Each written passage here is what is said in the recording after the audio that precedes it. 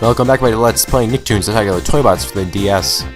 We just completed SpongeBob's, well, native area, I guess, last episode. Beat that in Bikini Bottom. We're going to head over to Emmett Park today, but there's one thing I want to do first. Funny, you can look at the gallery, see what Nicktoons we came across last episode in the racing portion. But there's also another thing. In the options, there's unlock code option. There are actually only 2 codes that can be entered, I'm pretty sure. But this is one of them. Also, for some reason the button placement is completely randomized every time you visit the screen. I don't know why. But the Danny Phantom 2 can be playable. It's a beautiful message to see. And there's another one.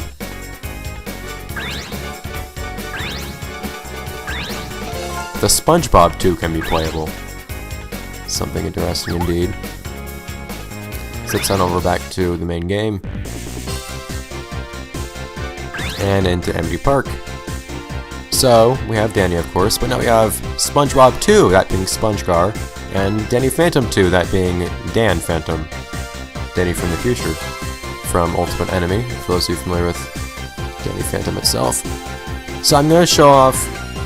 See, there are enough characters in this game that you can play as to where you can play through as all of them in a single playthrough, except for one. You can play as all but one character, so I'm going to decide that the one character I don't play as is SpongeGar. SpongeGar plays almost exactly like SpongeBob. Well, no, he doesn't play like SpongeBob at all. He plays almost exactly like Danny does, pretty much, actually, for the most part. There's not much of anything special to him. He whacks things with a wooden club. And that's really all there is to it. But I will show off this Danny, along with Patrick, since we encountered him last episode, and added him to a roster.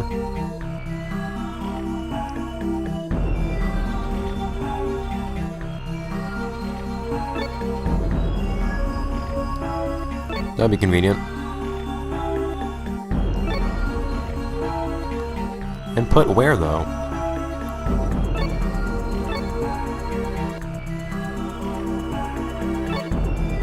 Well, there are a lot of abnormal things in Emmett Park, to be fair. Yay, weird! I don't even know how we heard that voice from so far away, but whatever. So, we have 2 new characters now. One, this is Dan Phantom, pretty much exactly like Danny, actually. Whereas SpongeGar is pretty different from SpongeBob. Dan Phantom, different animations and whatnot, but actually plays almost exactly like Danny. But the main difference is that he is a lot more fast and powerful. Probably, in all seriousness, Dan Phantom is probably the most powerful character in the game. Which is why I'm playing as him early in the game, where he won't be too overpowered and make the game too much easier, because at this point the game is going to be easy anyways. But whereas Danny is a little slow sometimes and not incredibly powerful, Dan is both quick and very powerful. It's pretty darn cool. Yeah, his charge attack is a lot faster too. Okay, I hate this thing. Just some really weird timing you have to do.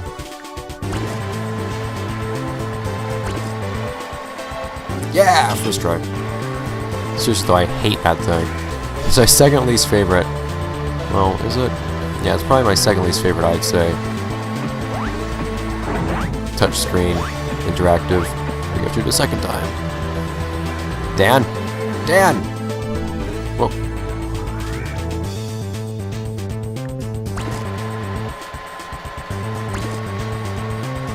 Hey, both first try. Those usually take me multiple tries, and it's very frustrating.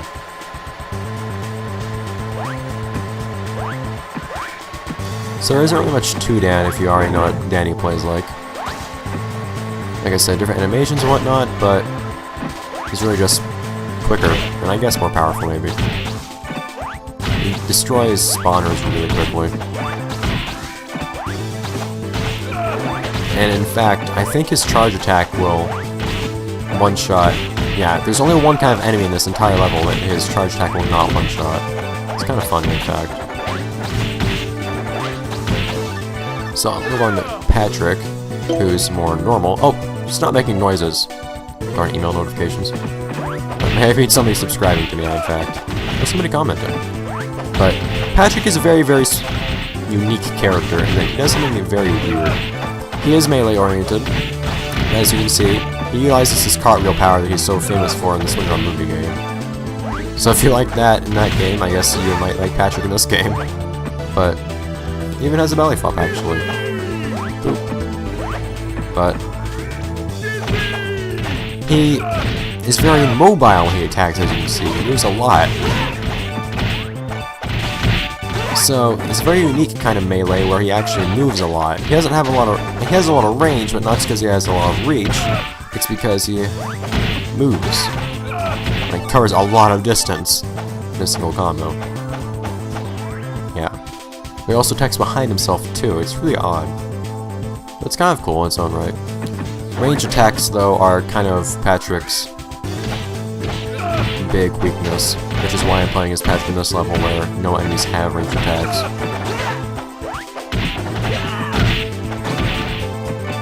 We just have 3 types of enemies in this level, in fact. We have the bulldozers, we have the teddies, and we have the ballerinos.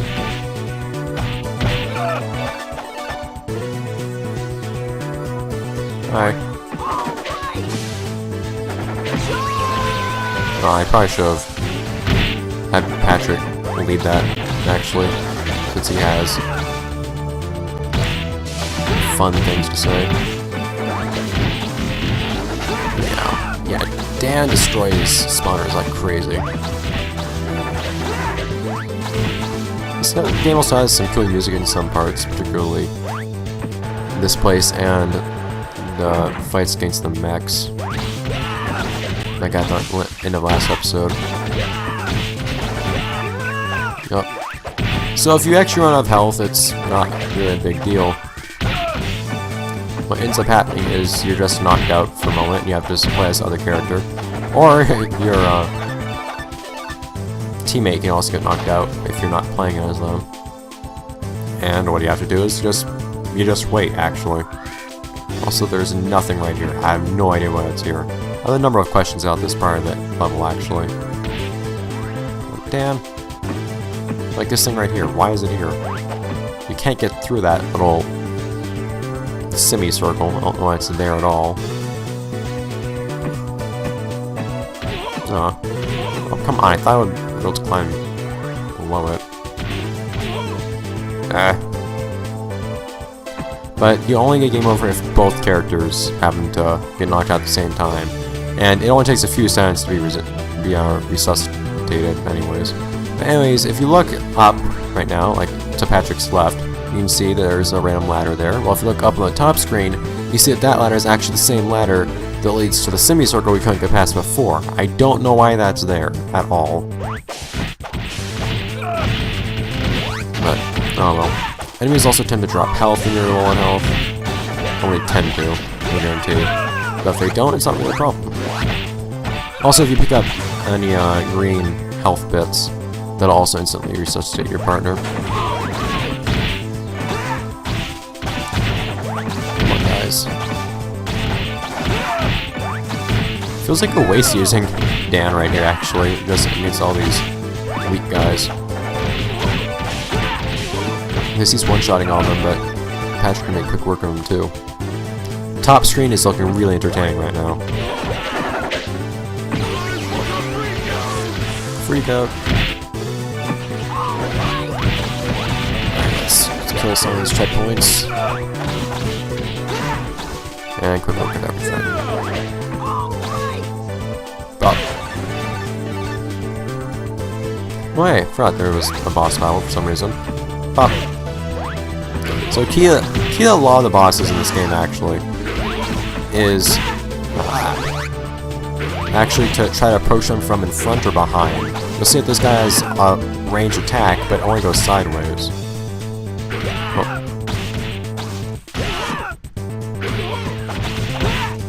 So if you can just get him from in front or behind, then it's pretty okay. This fight's easy for the moment because even though you get to choose what order you play the levels in, and thus what order you play the bosses in and whatnot, certain things change in each level depending on which order you're playing them in. Namely, how much health the enemies have, and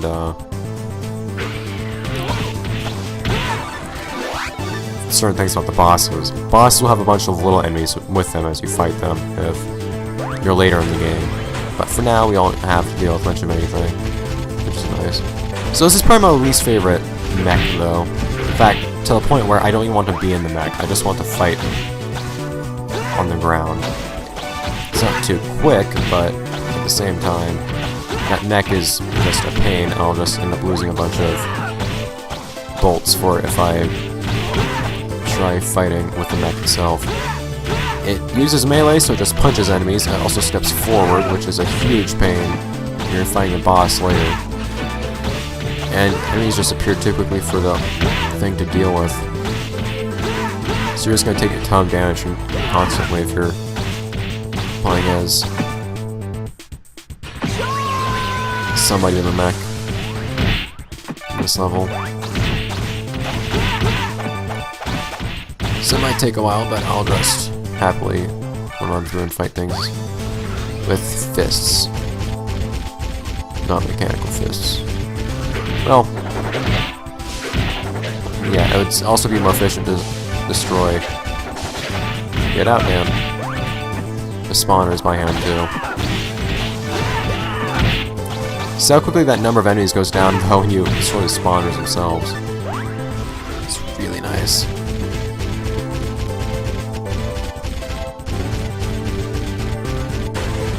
Up. Health.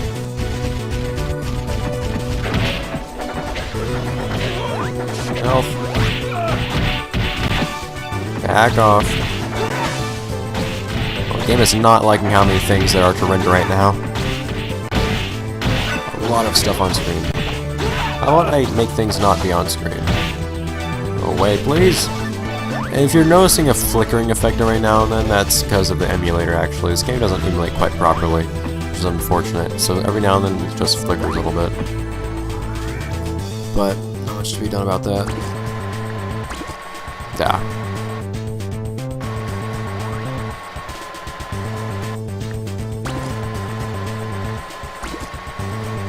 There you go. Yeah, I played through this level, I think, twice earlier today, shortly before recording this, so I mostly have the timing on the stuff memorized. Otherwise, it'd be a lot more painful going through here. Dan! So we just did that. It's time to do it a second time. Oh, immediately after.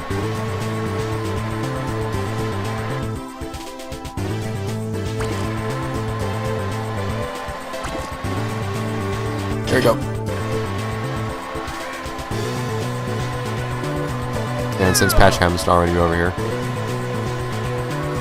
I just walk over here and then Dan will very happily jump into the void for us and respawn right where we were. Yeah, the game won't let you progress if you don't have the mech, so it's like you can just cheap out after getting through the first part of that big block thing. That's just something you might want to.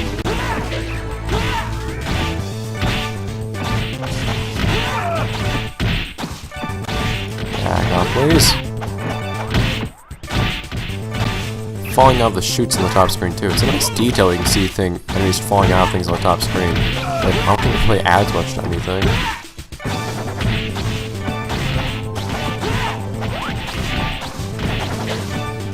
Enough enemies. Thank you. Up arrow is kind of misleading. You don't want to move up, you want to move to the left, which will bring you to an elevator, which then elevates you up.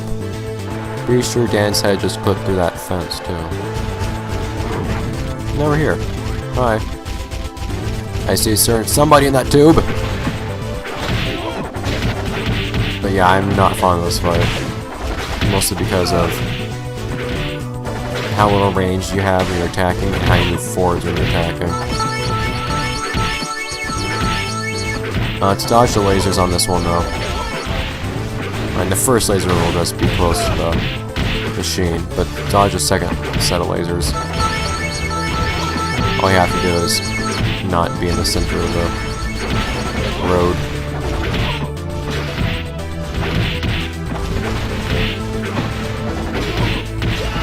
Alright, Patrick, take over.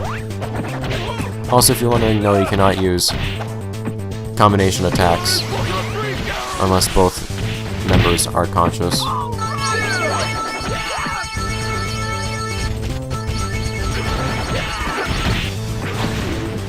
Patrick, I really don't feel like I should trust you in this giant mech.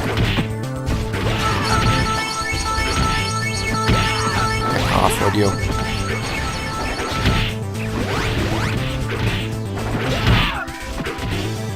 And we'll patch last of it. Oh. And there we go. Hello, familiar face. Might remember this certain individual from console version, in fact. It's Jenny, and like in Globs of Doom, everybody just kind of magically knows each other without any introduction. It's kind of weird since that was not a thing in the original Nicktoons Unite, but whatever. Oh, you're just paralyzed, that's okay. Alright, see ya. And to be fair, Jenny probably knows how she works. You can probably fix yourself up just fine. Bye, Jenny. Yeah, I'm happy to actually see Jenny, the extra characters. In fact, extra characters in this game in general, they're not part of the main quartet. Actually, often, well, not often, they always get dialogue and actual acknowledgement in this game's story, which I like a lot. See all I can do on this level. Just like not hitting my face on everything. I have practiced my skills in not hitting everything in these race portions for the past like 2 weeks. I also question how Jenny intends to write about certain whatever, but a little late to comment on that, isn't it? The game's going too quick for me to my mind to keep up with.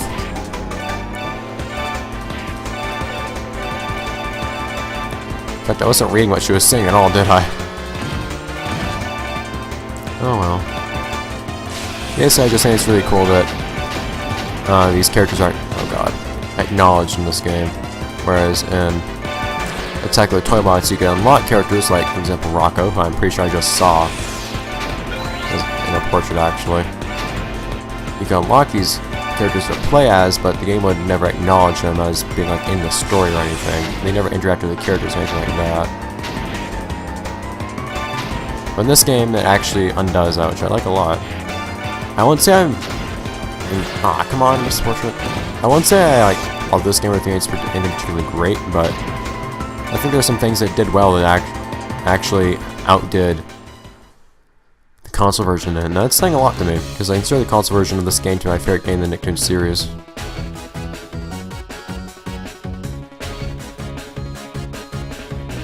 Do. Alright.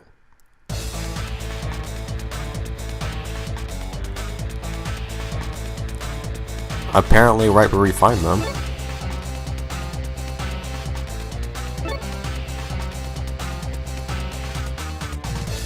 I don't even see any ears on it. Are you understanding again?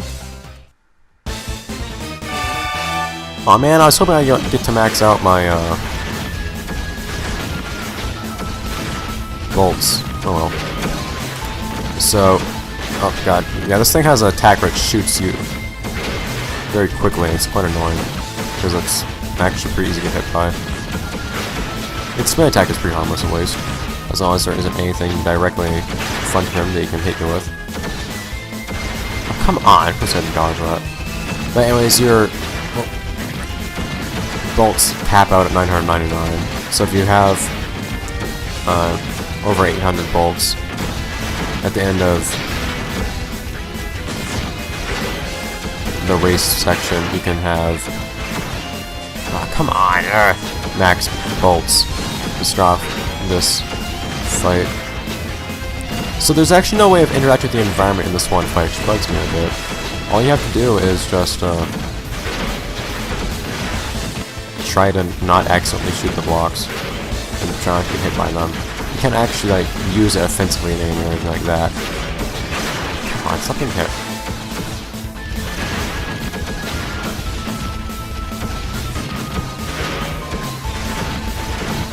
It is pretty annoying though, these blocks.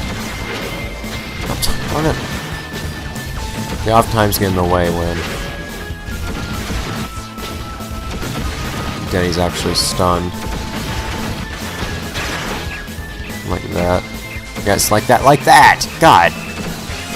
Okay. And they're not a problem when the robot spins around or anything. You hit way too much.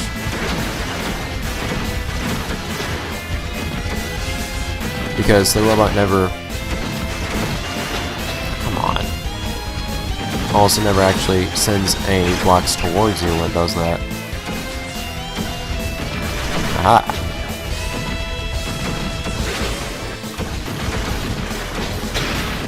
Every time. Stop. Leave yourself open back.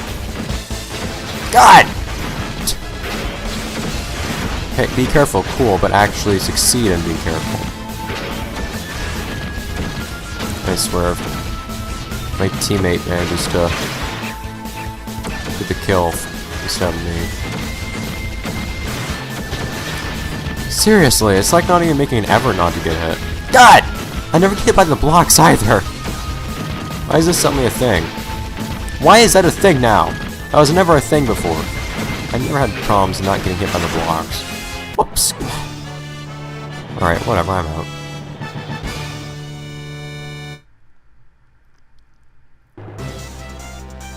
Okay.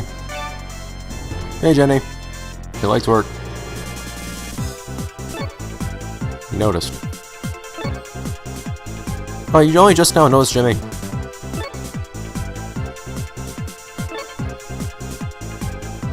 Danny is very happy with this idea.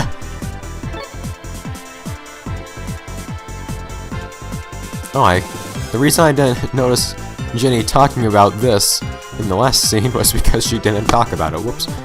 Microphone, stop doing that.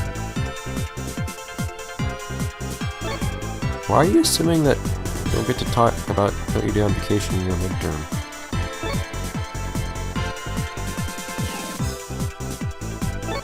Oh, alright. So we have Jenny with us now, which is cool. But, like last time, I guess that takes up so much time. Almost precisely 25 minutes, too, which is awesome. It's like the perfect episode length for me. Now, if you hit this episode, let's play Nicktoons Attack the Toybots for the DS. Next episode, you'll head on over to Poopanunu Village, that being Tack's place of origin. And we will, of course, be playing through the level as Tack and our newly found friend Jenny, as a little bit of contrast to the setting, I guess. See you guys.